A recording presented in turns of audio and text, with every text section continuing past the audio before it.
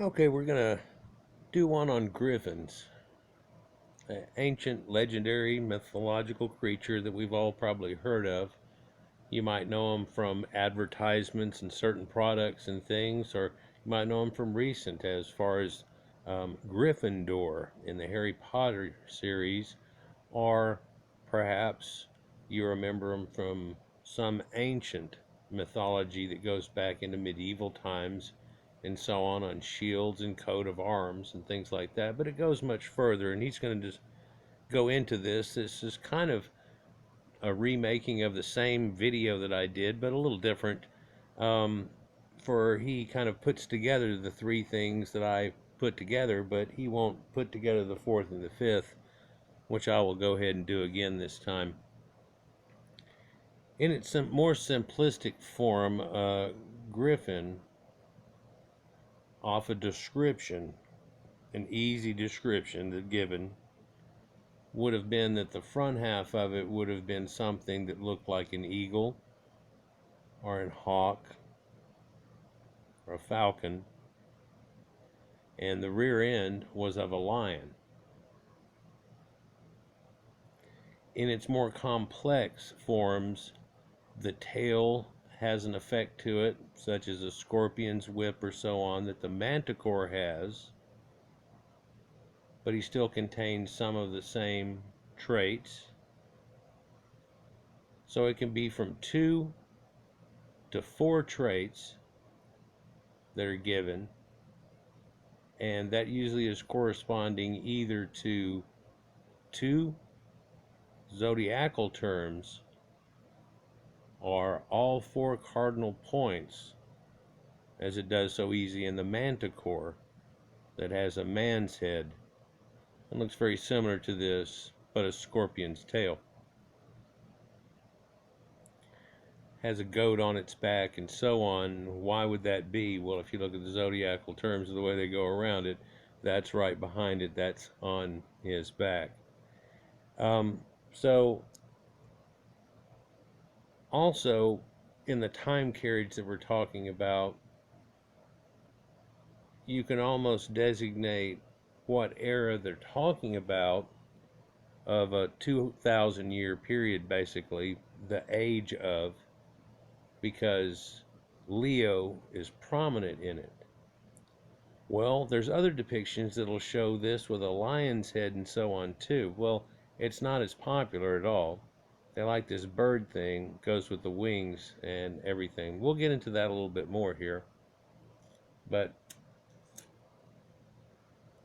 this also has a symbology that goes to this giant bird that's really more or less described as being a giant bird, bird-like man, angel, if you will, type of creature that ends up being able to even carry people on its back and so on. At the very end of the video here, I might go into Neverwinter, that video game, and show you where I've got a legendary version of this right here.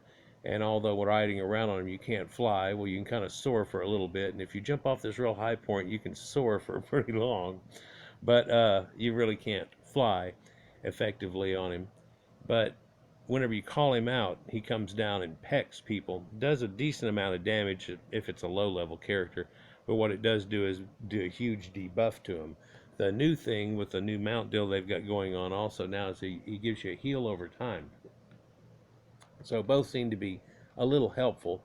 You do it towards a time whenever the creature you're attacking is going to do a real big attack, and so it negates it pretty much, or takes a lot of its power out of it, and so on.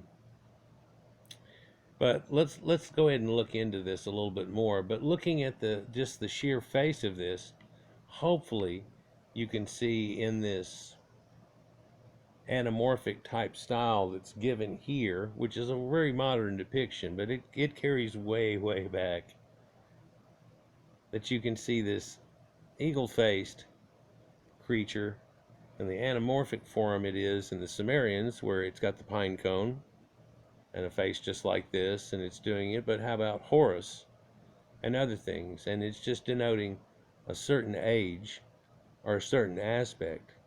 and it gets carried on much further than where it came from. In fact, there are a lot that believe that it actually carried in a symbolic way all the way from 28,000 years ago and the whole zodiacal age precession of the whole great year before that, and was developed out of that, much like you would think of the Amerindians having an aspect of things going on, and how if you gave them 28,000 years, what that could have turned into, and turned in an aspect like this. But of course, with this, it's all the ancient, what we call Proto-Indo-Europeans, or Aryans nowadays. And these people carried all the way through to Egypt, to Proto-Indo-Europeans, and so on. In fact, the tattoos that we've shown videos of recently have this same type of depiction, or a deer form of it, and some other forms of it, which are showing anamorphic connections also.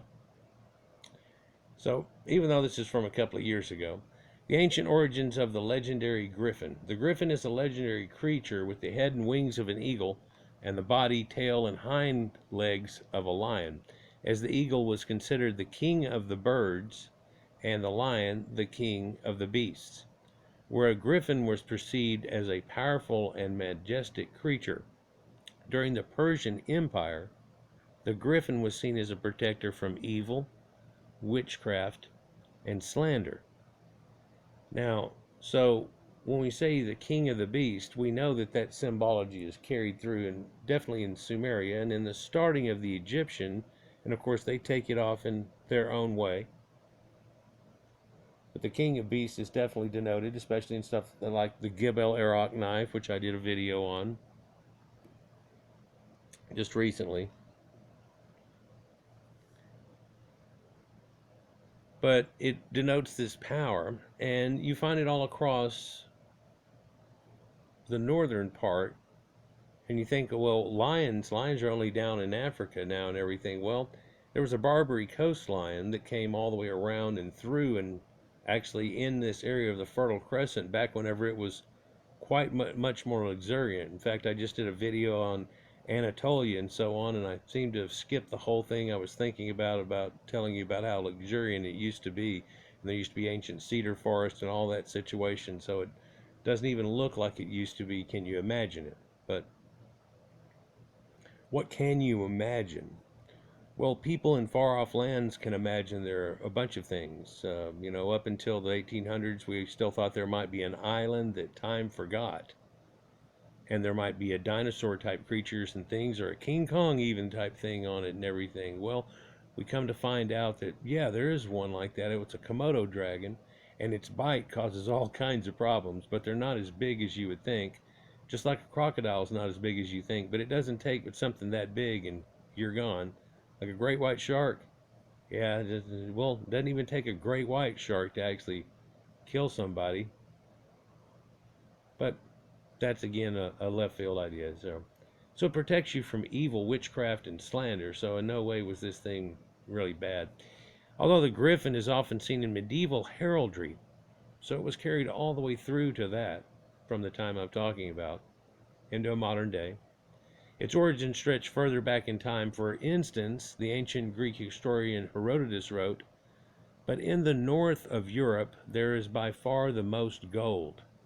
In this matter I cannot say with assurance of how the gold is produced, but it is said that one-eyed men called Arimasapians steal it from griffins.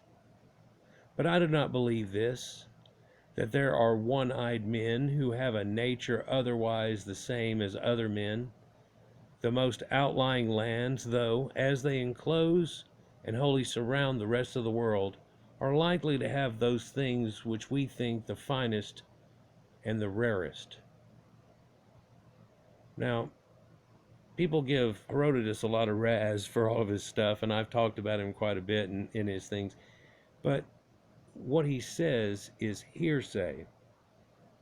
These people say that, those people say that, but I do not believe it myself. And he even tells you, this is one of those ones that clicks out, where he's telling you, they told me this, but I do not believe it, that there are one-eyed people, otherwise the same as other men.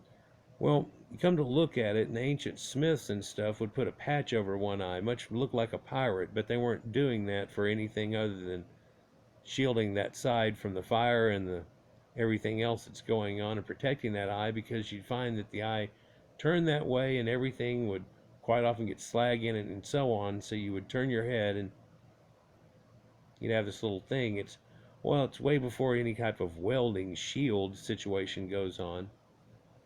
Pirates could use this also, where their one eye that's open without the patch on it could be looking around and at fire and everything else, but then whenever he looked out in the distance, couldn't see things because his eyes couldn't adjust quickly. But you could pop up that other eye that you haven't been using, and as long as you have good vision in it, you could see real good. So almost that makes you think of, well, some of those pirates that had patches over their eye weren't even probably for that situation, were they? No, maybe they didn't even have a eye missing. Oh, sure, there were some that had peg legs and a hook for a hand and so on like that happened, but it wasn't just like every pirate ship's got one and everybody's got a parrot on their shoulder. But you'd think that. So this Arimaspians, and they talk about, they steal this gold from Griffons. Well, Herodotus also tells you in the far reaches of India, they have giant ants bigger than dogs that dig out, whenever they're digging out their holes for ants, cough it out. And you can go and get it, but when you go and get it, they'll try to attack you and they can run as fast as a camel, so you got to get the hell out of there. Kind of situation. Maybe he's told that just so people don't try to go mess with him and stuff like that. I mean, I don't know. It would only come across as something like that, something you hear about a far land. But it's just like that land that time forgot, where, just as he says right here, the most outlying lands, though as they enclose the holy surround the rest of the world, which is still here, are likely to have those things which we think finest and rarest. And in other words, there might be a whole mountain of gold or diamonds at the edge of the earth, and people thought this is one at one time. Well, what the hell is that? Well, it did drive people to go over that next mountain, to climb that highest mountain, to do these other things. When they climbed the highest mountain, they found shells and stuff embedded in the rocks, and it made people reevaluate all of humanity too, along with a lot of other things. But as you search to the ends of the earth, you end up becoming, of course, the king or master of beasts, and a symbol of that in the area they were in a long time ago was perceived in these things, which their gods were: the gods of the air, the gods of the beasts. And there were different aspects of it. But now see how it suddenly doesn't look like a modern religion at all. It looks like something that's shamanistic a little bit. Yeah, well, if you go back, it's going to have to be something like that. But it looks like this reaches back, could be as much as 30,000 years. People want to give credit for 10,000 or 12,000 years and try to get to the Ice Age and Younger Dryas and then have it fold out.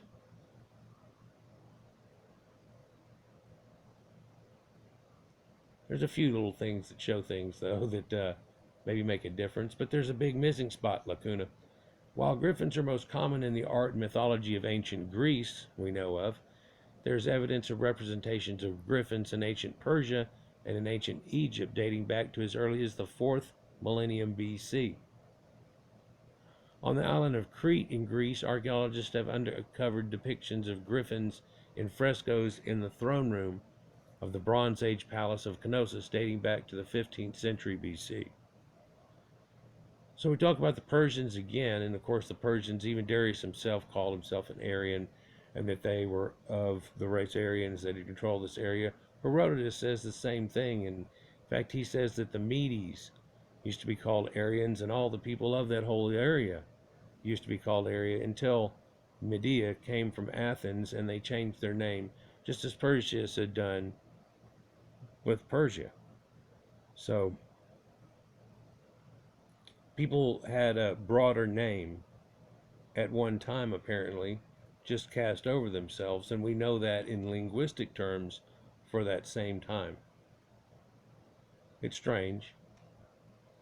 What's also strange is they keep showing it in ancient Greece, but we know it comes from the Proto-Indo-Europeans and that type of area, and we'll get into that here in a minute. And archaeology that doesn't go about this, but talks about digging for dinosaurs. If you look here, it doesn't really look like an eagle. Still is a raptor type of bird, but looks more like a peacock, and there are brilliant feathers all over it. But we know a peacock's coming from the Far East and India. And you don't think about them ever being from somebody that's over there, and these ancient people and the Noans and all that. But man, they used to get around. And the Phoenicians, oh yeah, they've been found to have gone quite some distance. Done quite a few videos about it. Look how cool this looks. It's all rainbowy around the bottom of it and stuff, and different colors, but it doesn't quite look like a peacock, but it kind of has a little peacock-eyed kind of thing. But that also is Egyptian, and it looks similar to Egyptian with that blue-eyed type concept, but then it also has the lotus flowers around on it too. But it's a Griffon fresco because, again, like the Sphinx, it has that lion form onto it, and the Sphinx is that same type of situation. Funny how it all goes together, but it goes deeper. Interestingly, there are various hybrid creatures that are similar to the Griffon. For instance, the lamassu, which was an Assyrian mythical creature that had the head of a man, the body of a lion or a bull, and the wings of an eagle. Well, it's half bull lion type situation a lot of times, but you see it here, and it shows the Taurus, Aquarius, the ancient bird, Sirius, and its tail is bound here, but one could easily get a manticore out of this, if you would say that could be a striking tail of a scorpion of Scorpio. I did a video about this, I don't know, 2.5 years ago, where I ran through it, and there was another time where we were talking about it, and it ran through the same situation, and a Bible video that I did about it, and where it describes them in cherubim in situations, and how that's what that was. Not some little baby floating around with little wings, and what they symbolized.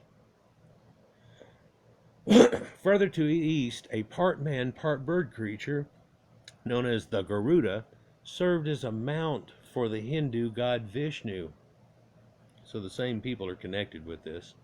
Perhaps the fascination with such hybrid creatures is due to the fact that it allows people to combine the best characteristics of two or more creatures into one super creature, allowing meaningful symbolism to be attached to them. When something like that, it just comes to mind ancient kung fu. And you have the idea of the mantis, and you have the idea of the tiger. Can you imagine somebody that's half mantis tiger?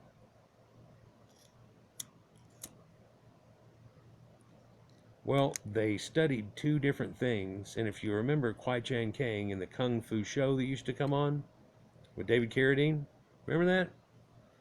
He has to carry a pot out that's on fire. In fact, you can see through the sides of it, it's red where those symbols are, and there's symbols all the way around it, but he has to grab it with the two that he specialized in and carry the pot out there, and it automatically tattooed but branded him with this symbol that were his two greater ones, right? And his were, what was it, dragon and tiger? Anyhow, so there's a lot of symbolism can be attached in a lot of different ways. That's just kung fu and arts and everything, but you say, well, that makes more and more connectives.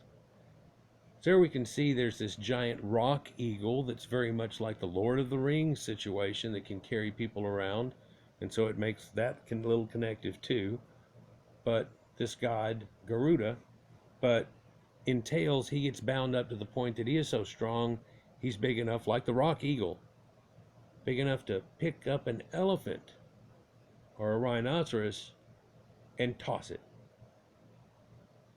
Oh, well, that's the dragon. Yeah, yeah, it is, isn't it? Oh, snap. But it's just in a totally different form. For the only thing that could have done something like that was that. So, this may hold true for the griffin in the Middle Ages. In European legend of this period, it was believed that griffins mated for life, and that when one partner died, the other would live the rest of her or his life without seeking another partner, perhaps due to the fact that there weren't many griffins around, perhaps due to the fact that old women can't breed anymore, old maids, things like that. But that could easily go the other way. This has led to the claims that the griffin was used by the church even as a symbol against remarriage. It is unclear, however, whether this was the actual belief or just a modern interpretation. Well, I wouldn't think that that would be the case in elder times. For all the way through, people did it, but modern interpretations to what was supposedly put into the Bible might get somebody to believing that they would be extremely bad for remarriage. But it even tells them in there that actually, whenever you do, you're supposed to go to their brother. So if my brother dies, his wife becomes my wife. What's up with that?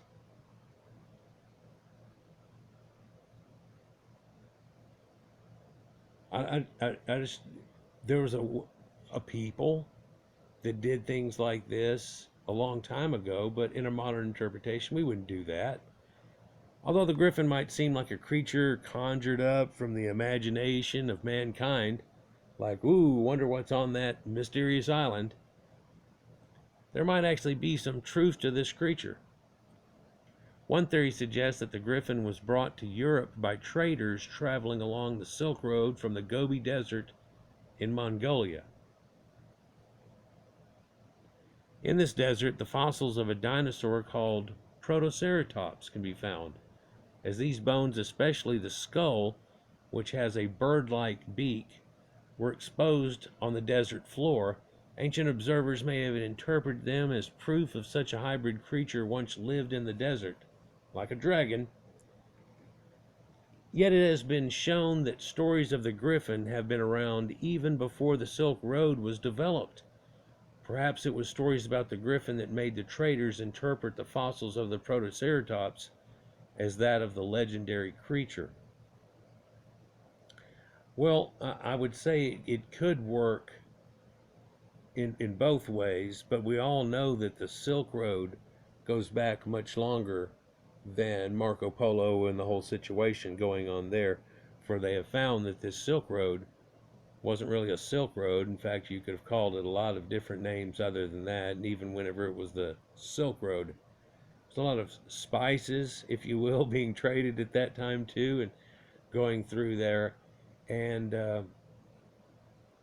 although not well known recently, they knew it a long time ago. And there are ancient sun calendars all along this way. In fact, there's been a few exposed just in the last couple of years that they found, with people coming through there and going, what's this little bumps out here? I don't know. Let's take it out and throw out the little video camera apparatus and zing and get it up there and take a look. Oh, wow. It looks exactly, whoa.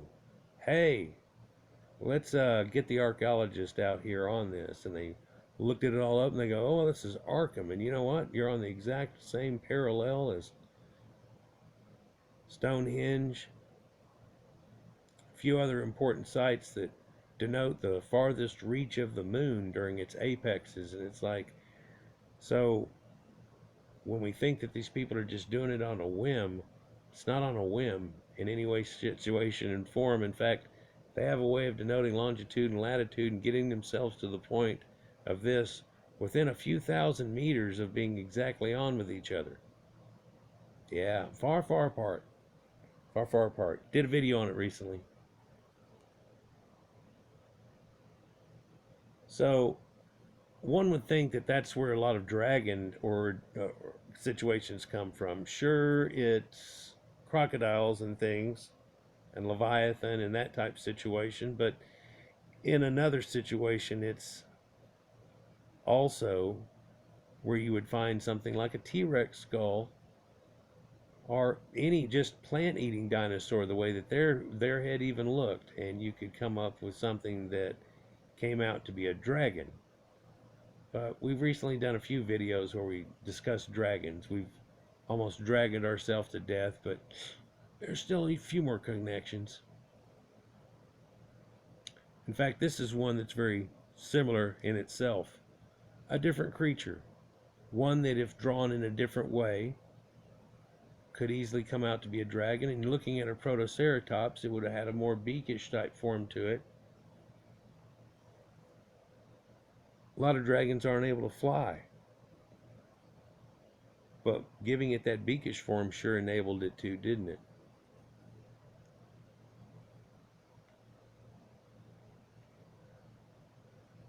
Regardless of its origins, the griffin has been a part of human culture for a very, very long time and persists even today, as in various school emblems, mascots, or even popular literature, like Gryffindor. It is likely that the griffin and other hybrid mythical creatures will continue to play a role in mankind's imagination for a long time to come. Well, as long as we keep the ancient mythology alive, of course, and I'm not just a mythologist woo about the whole situation, but, the common connective is what we can go. We can go past this point here and past the point of the top part again, and get to another level of the situation.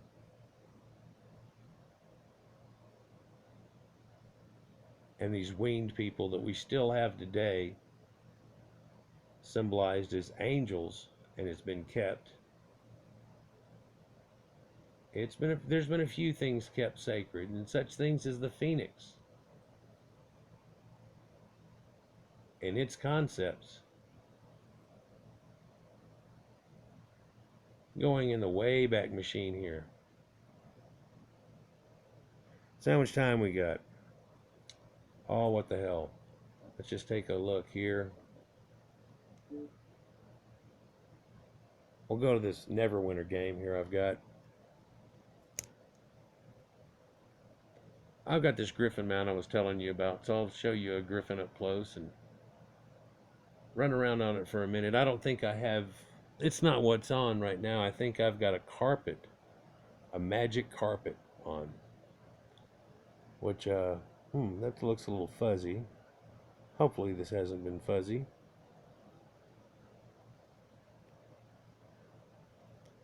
Lens looks pretty clean from the glare point, anyhow.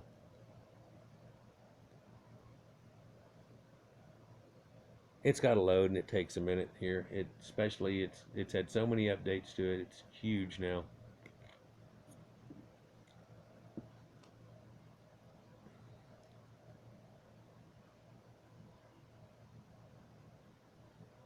But it's part of Dungeons and Dragons, and of course they have all the mythical folklore and everything all into their stuff, and it can do different things.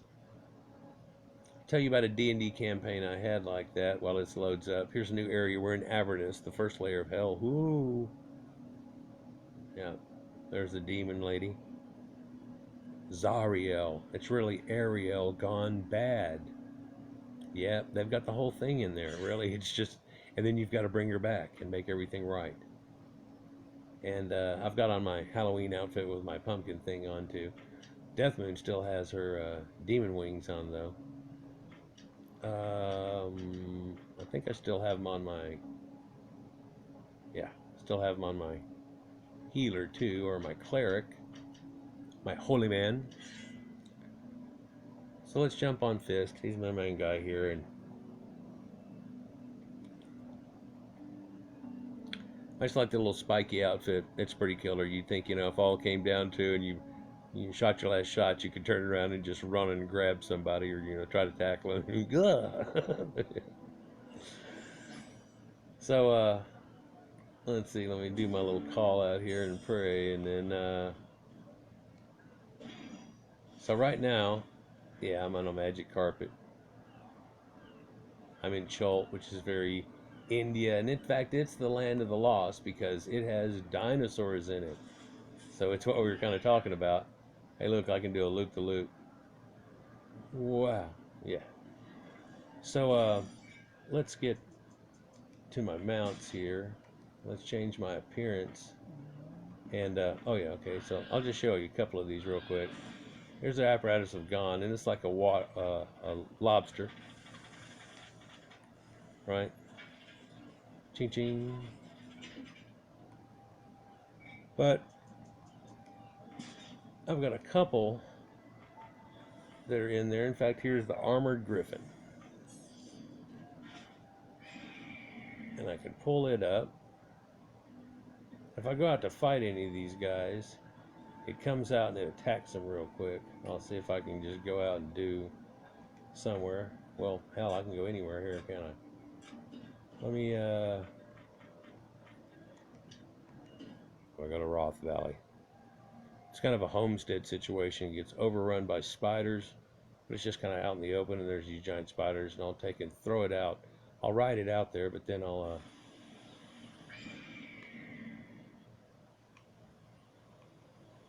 so, well, you can't see it. It's at the very bottom, but I've got him ready to go. I can only throw him out once a minute, but he does this debuff when he goes down and claws everybody. So let me find a dude. Oh, like this guy here. I can throw him out. Seriously? Oh, I'm not under attack.